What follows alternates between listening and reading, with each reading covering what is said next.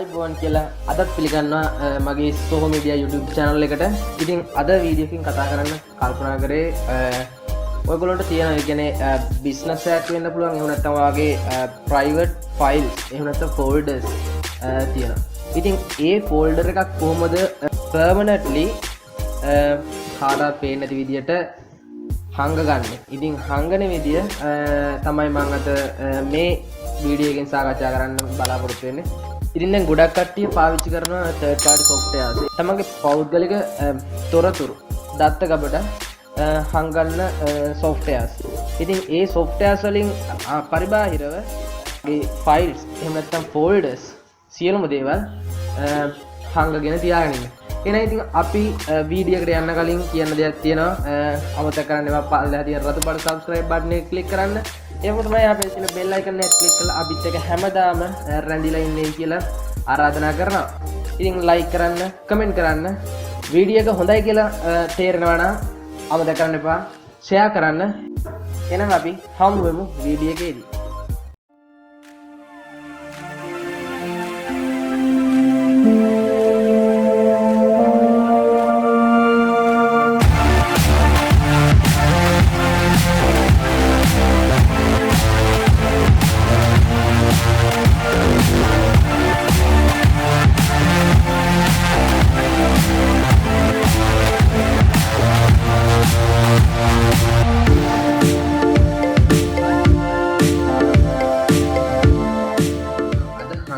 මේ D partition එකේ තියෙන මේ songs කියන ෆයිල් එක.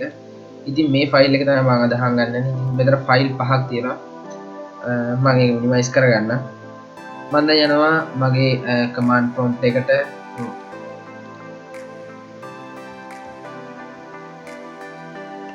ඉතින් මේක open කරගන්න ඕන run as administrator වලින්. ඉතින් මේ වගේ platform එකක් ඔයාලට හම්බ වෙනවා. ඉතින් මෙන්න මේක තමයි ඔයාලට type කරන්න වෙන්නේ. ඉතින් ඔයා මුලින්ම යනවා ඔයාගේ partition එකට. මගේ partition එක D partition එකට ගියා. D partition එකට ගිහිල්ලා මේ command එක පුළුවන් ඔයාලට ওই file එක පදින්න බලන්න. ඉතින් මම දැන් code එක මම display කරන්න ඔයාලට type කරගන්න පුළුවන් වෙන්න. D කියලා space එකක් තියලා folder එකේ නම type කරන්න ඕන. ඒ විදිහට type කරන්න. double quotes වහලා ඉස්තනක් තියලා plus h ඉස්තනක් plus r plus s. ඉතින් ඊට පස්සේ ඔයාලට බලා ගන්න පුළුවන් මෙතන folder එක තියෙනවාද කියලා. folder එක hidden වෙලා තියෙනවා. ඉතින් මම දැන් යන්නම් මගේ D partition එකට. ඔයාලට D partition එක ගියාට පස්සේ file එක හොයාගන්න විදියක් නැති වෙනවා. එහෙම තමයි මේ view වලට ගියාට පස්සේ ඔයාලට සාමාන්‍ය තියෙන මෙතන එකක් දාන්න තියෙන hidden files ගන්න. ඉතින් ඒ ටික එක දාලා තිබුණත් මෙතන පෙන්වන්න නැති විදියක් තමයි තියෙන්නේ. ඉතින් මේ hidden කරන විදිය ඇත්තටම ගොඩක් 100 සාර්ථක ක්‍රමයක් කියලා මම රෙකමන්ඩ් කරනවා. ඉතින් මම මේ ෆයිල් එක කොහොමද ගන්න කියලා මම කියන්නම්. CMD එක ආයෙ ඕපන් කරගන්න. run as administrator වලින් ඕපන් කරගන්න. ඕපන් කරගෙන ආයෙත් යන්න ඔයාගේ partition එකට. partition එකට ගිහිල්ලා මම දැන් මෙන්න මේ command එකෙන් වාට පෙන්නන්නම් files තියෙන ටික. ඉතින් මම මේකේ කොහොමද ගන්න කියලා මම ඒ command එකත් ඔයාලට දාන්න display වෙන්න.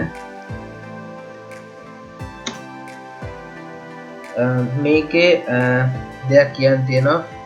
ඔයා folder එකේ නම අමතක කරගන්න එපා. එහෙම නැත්නම් ඔයාලට file එක ගන්න විදියක් නැති වෙනවා.